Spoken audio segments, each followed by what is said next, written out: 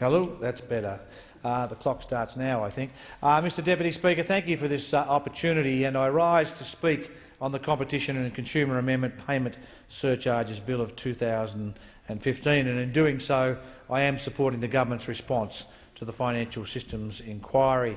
Can I just say, as a matter of response to the previous speaker, he questioned the timing of the bill, and there are always schedules in this place and things that are of priority, and I'd like to remind the Shadow Treasurer, who should know this too well, that the last 2 years we've spent most of our time trying to legislate in this place for savings that will bring the national budget back in to the black, to try and fill the hole that was left by a string of worst treasurers that this country's ever seen. That's what we've been doing. But having said that, this is an important piece of legislation, and it will ban card payment surcharges that are excessive and protect the billions of customer transactions who partake in electronic currency each and every year.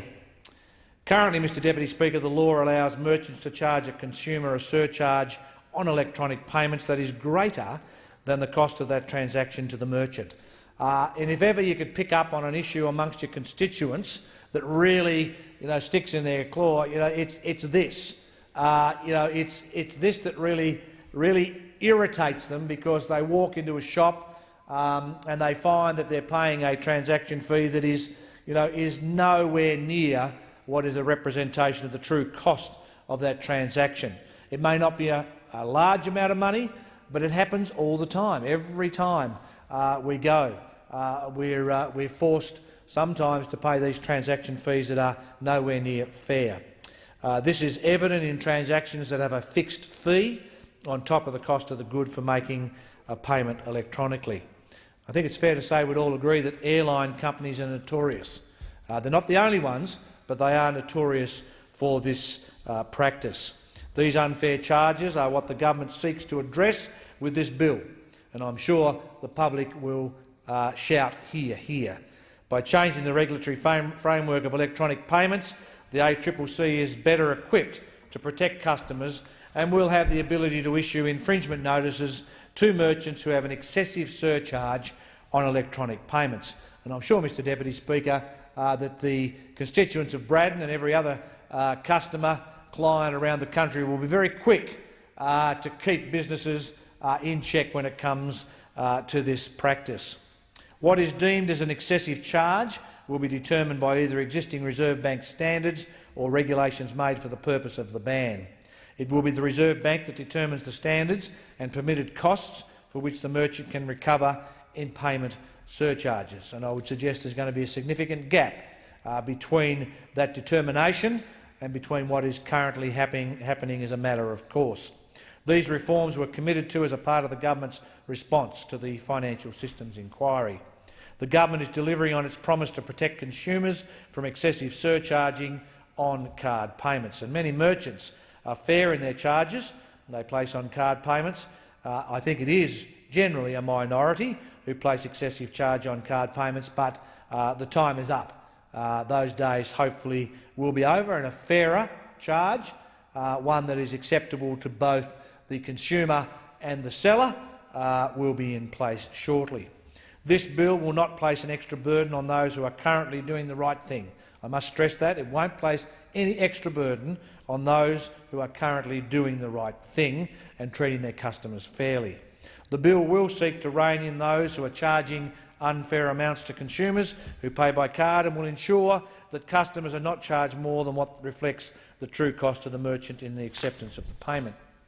Deputy Speaker, this bill will have a particular impact in my electorate of Braddon, and you would be aware, and others in the chamber would be aware, that my electorate, whilst it's a beautiful island and a magnificent part of the world covering the northwest coast of Tasmania, my constituents, the people of my electorate, can't simply jump in a car and go to Melbourne or Sydney quickly like many of the people on the mainland can. They have to fly or spend a day or night on the magnificently reinvigorated spirits of Tasmania that leave the beautiful city of Devonport in my electorate and head to Melbourne each and every day. And as I remarked earlier, airlines are notorious for excessive surcharges on car payments, So, Mr Deputy Speaker, in thinking about how this bill will help the people of Braddon, I did some minor research. Whether my constituents fly out of Wynyard, Devonport, or dare I say it, in Launceston, which is in the electorate of Lyons, the airport there, they will have to pay either a percentage-based or flat fee surcharge if they book online. 3 of the big airline companies have flat fee surcharges on these flights. The lowest of these surcharges is a flat fee of $7. The highest surcharge is $8.50. Given the people in my electorate have no option but to fly using these services most of the time, it's highly unfair that they must incur these additional charges every time they seek to leave the island. And that is why this government is committed to doing something about it.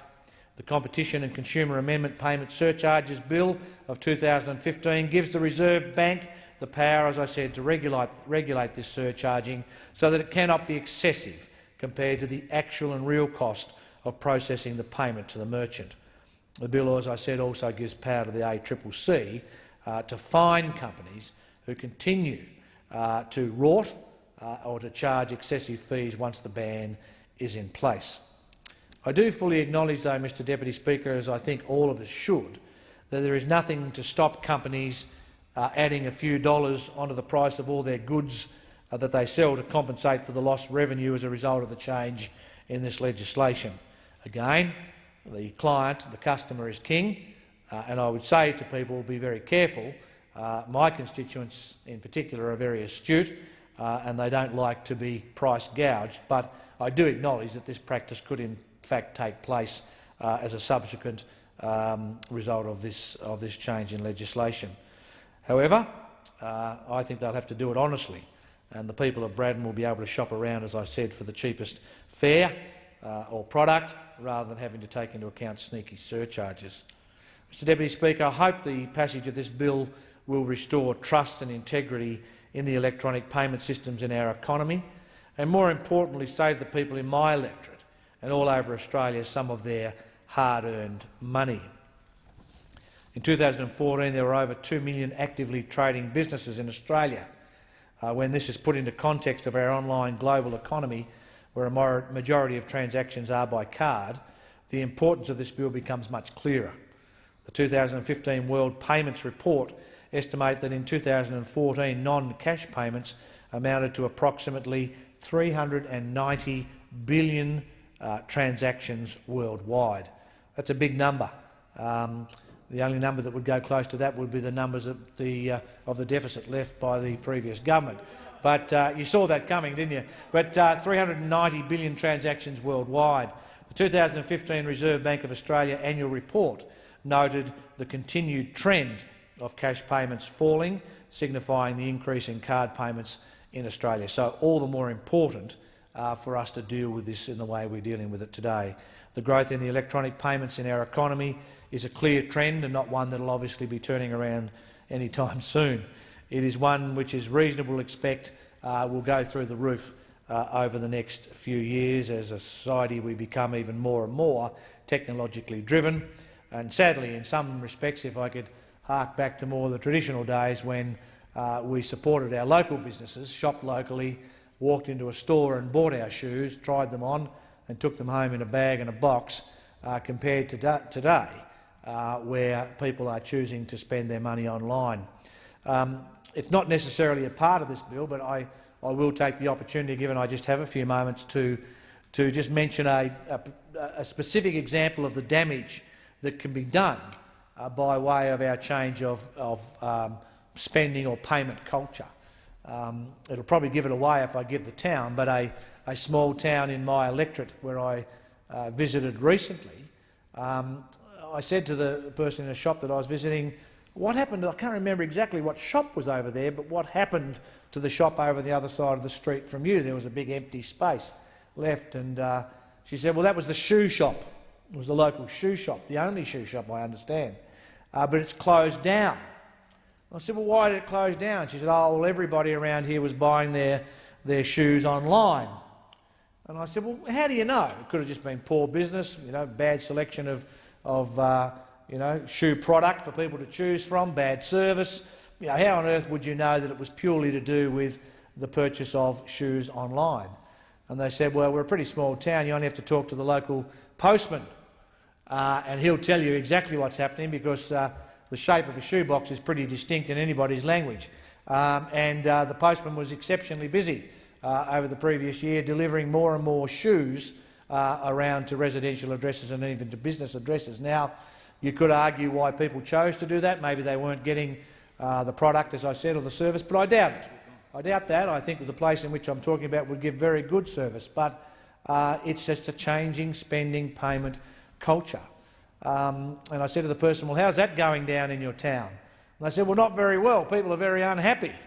And I said, well, why would they have a right to be unhappy when, in fact, they themselves, by their spending payment habits, in fact led to this outcome?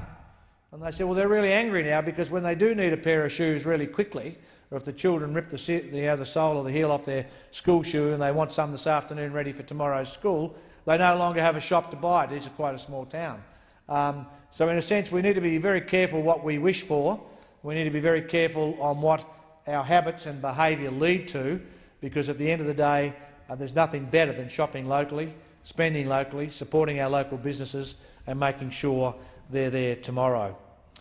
But as the growth pattern in this way continues, it is vital for the health of our economy and for the bottoms of people's pockets, where they keep their loose change and notes, that the regulatory framework surrounding car payments is effective, it's efficient and it's fair. The consumer needs utmost confidence in the payment system. The integrity of this system is compromised when merchants can place excessive surcharges on products most of the time without the consumer's knowledge. The average consumer does not have access to the information to be able to determine if the surcharge they are paying is representative of the true cost of the payment of the merchant.